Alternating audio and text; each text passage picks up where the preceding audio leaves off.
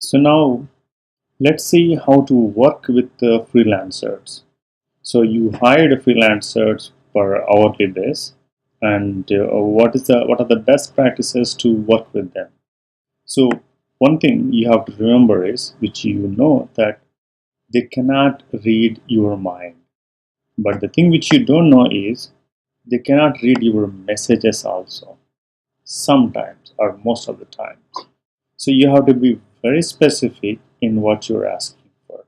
So some of the practices I used is I will try to give a screenshots in a document and then put steps like step 1, do this, step 2, do that, 3, 4, 5. And what the response I expect for them from them is answers for each 1, 2, 3, 4. It can be simple saying that yes, or it can be simple as responding to the question. But I'll try to give them a list of items, whether to work or to respond also. Okay, and try to give us screenshots because it helps by looking at the picture rather than just reading a text. And another thing is try to provide mock-ups. Let's say you're asking a web designer to design a web page rather than saying design a great home page. Try to give a mock-ups like you are expecting to see what kind of colors you want to see, what kind of layout you want to see. Okay, and how do you provide these mock-ups? Use you don't have to use Adobe Photoshop if you don't know. You can just simply use PowerPoint to draw some blocks and say this is what I want, or you can use a document, or you can use best way to use reference websites. Say that okay, I want to build a website which is looking like a eBay.com, okay, or something like TechCrunch.com. So by giving references and screenshots and then listing the items 1, 2, 3, 4, you can reduce the communication gaps and try you can get most appropriate work what you're expecting. Okay, and the another important thing is once you give the work before starting working on that, ask them to respond with what they understood. um, let's say you're asking them to develop a website, and rather than waiting from a week and then looking at their work and saying, oh, this is not what I asked, they will say this is what you asked in the email, right? So you have to avoid this communication gap. So don't depend on verbal communication. This is what I told you on my Skype conversation call, right? So try to have it in email or a message with attachments and documents and screenshots. So that way you can always quote back saying that check my email. This is what I asked in that email, but you delivered something wrong, right? So you can always refer back with the emails. And the best practice, which you shouldn't forget, is progress slowly and review work periodically.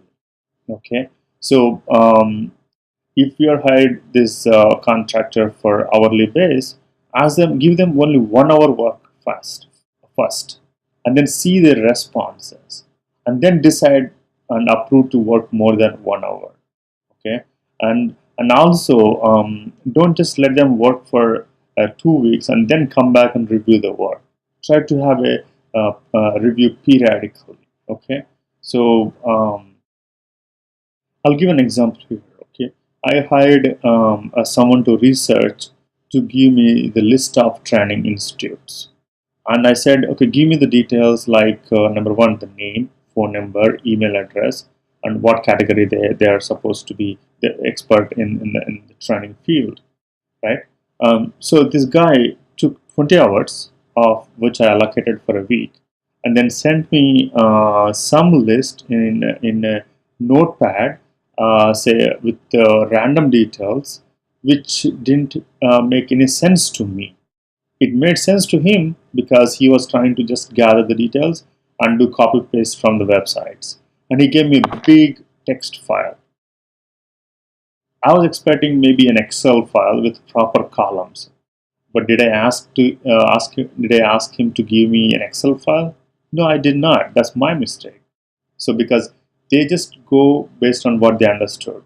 They may not ask you more questions and expect answers from you. It's other way around. You have to provide more details and clearly tell them what you are expecting as a deliverables. If I had said to him, I prepared an Excel file with columns and I asked him to fill those details, then he would have tried to follow the same thing, right? And also, even then, I shouldn't have given him 20 hours and then reviewed his work after 20 hours. I should have asked him to work only 2 hours, give me the results, and then let me review it. If you are in the right direction, then go work 5 more hours. Even after that, if you are in the right direction, go work for 10 more hours. So, in this hiring freelancers and working with them, you know, if you have built a kind of some kind of trust with them, you can give work blindly and expect the results. But when you are working with someone newly, even though they have such a high rating, try to have a progressive work relationship.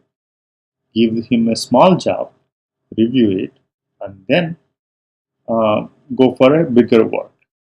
Okay. And another important thing is don't hesitate to fire. Look for someone else, especially in this kind of freelancing and hiring the contractors per hourly base. If you are not comfortable after working 5 hours, just end the contract and then go look for someone else, because hiring and firing doesn't take a lot of time here.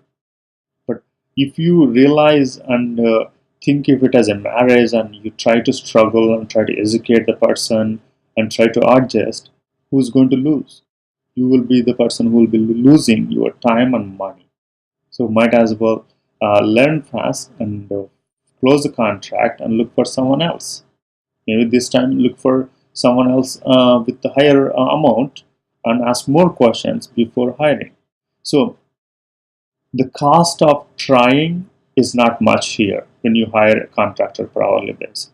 So don't, number one, don't try to overkill yourself to hire someone and wasting a lot of hours and asking too many questions. Follow the practice what I said. Hire someone. If it doesn't work out, fire him. Hire someone else. Right? Take it as that simple approach, like a trial and error. In some cases, rather than thinking it is such a commitment and you have to work with him for 1 month or 2 months. Okay, so keep that in mind, and I'm sure you'll have a good, happy working relationships with freelancers. Okay, and and in the next section, we will try to see more best practices, how to outsource a full project and work with an agency to get the job done. So far, what we have seen is working with individuals and hiring them and working with them. And if you don't like it, firing them. Okay. So, all right. See you in the next section.